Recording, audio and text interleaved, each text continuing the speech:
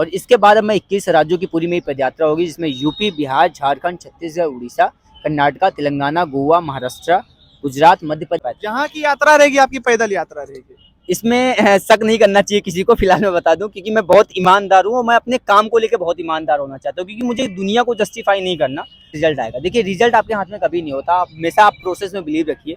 Result किसी और को देने का काम है, लेकिन जो मेरा काम है कि अगर मैंने ईमानदारी से काम किया है। तो अयोध्या से शुरू हुई, वहाँ से पहुंचा मथुरा। इसके पीछे की वजह थी कि त्रेता युग से निकल के द्वापर युग में जाऊंगा और कलयुग को बचाने का बीड़ा मैं उठाऊं। फिर वहां से निकल के मैं कानपुर होते हुए प्रयागराज आया, क्योंकि संगम चल रहा था। फिर वहां से काशी पहुंचा और काशी के बाद में गाजीपुर होते हुए बक्सर आया। बक्सर के बाद मैं पटना पहुंचा हूँ। 1600 किलोमीटर की मेरी लगभग यात्रा हो चुकी है। और इसके बाद महादेव। और नमस्कार, आप सब देख रहे हैं द MM न्यूज नेटवर्क।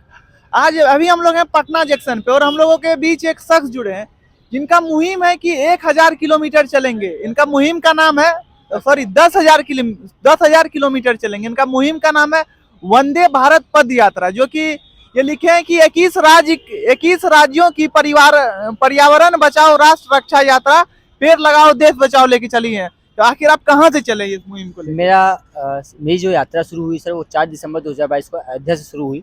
वहाँ से पहुंचा मथुरा। इसके पीछे की वजह थी कि त्रेता युग से निकल के द्वापर युग में जाऊंगा और कलयुग को बचाने का बीड़ा मैं उठाऊं।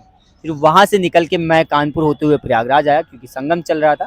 फिर वहाँ से काशी पहुंचा और काशी के बाद में गाजीपुर होते हुए बक्सर आया। बक्सर के बाद मैं पटना पहुंचा हूँ। 1600 किलोमीटर की मेरी लगभग यात्रा हो चुकी है। और इसके बाद अब मैं 21 राज्यों की पूरी मेरी पदयात्रा होगी, जिसमें यूपी, बिहार, झारखंड, छत्तीसगढ़, उड़ीसा, कर्नाटका, तेलंगाना, गोवा, महाराष्ट्र, गुजरात, मध्य प्रदेश, राजस्थान, दिल्ली, हरियाणा, पंजाब, कश्मीर, लद्दाख, हिमाचल प्रदेश, उत्तराखंड होते हुए उत्तर प्रदेश पहुंचूंगा 2024 में। कि ये यात्रा का आखिर मेन मुहिम क्या है? अगर बिहार में आए आप यात्रा, आप पर्यावरण बचाओ यात्रा कर रहे हैं, इसमें कहाँ तक लगता है कि आपका ये यात्रा सफल होगा? और जितने आदमी से मिल रहे हैं क्या वो सपोर्ट कर रहे हैं?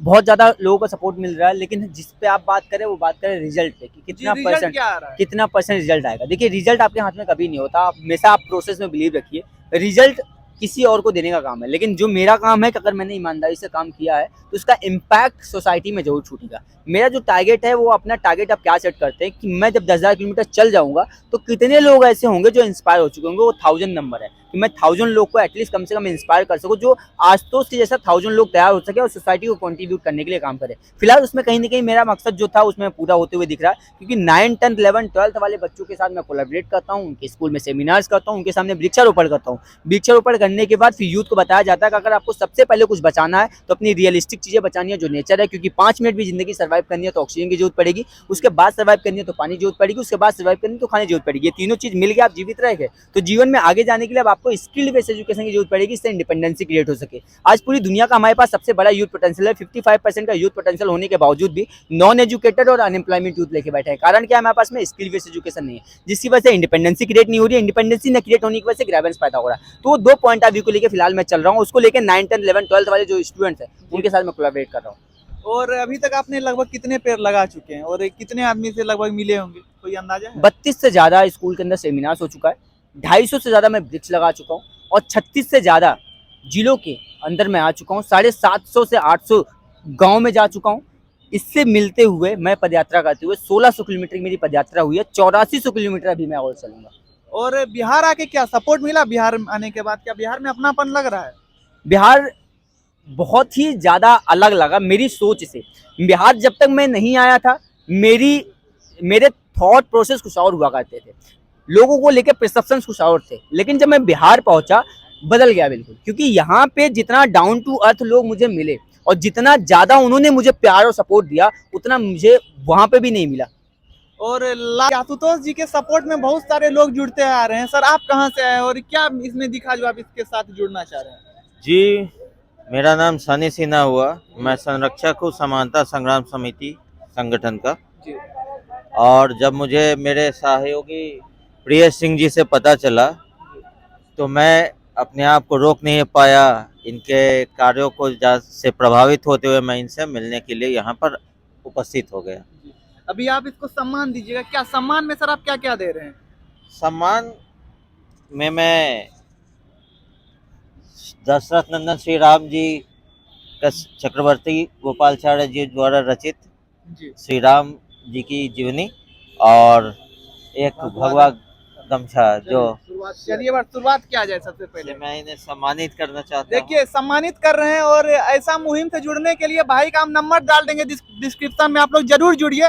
और हम लोग वीडियो में लगातार दिखाने का प्रयास कर रहे हैं। और आपको कैसा गौरवान्वित हो रहा है इन आदमी से मिलकर? मैंने बहुत ही गौरवान्वित का क्षण है।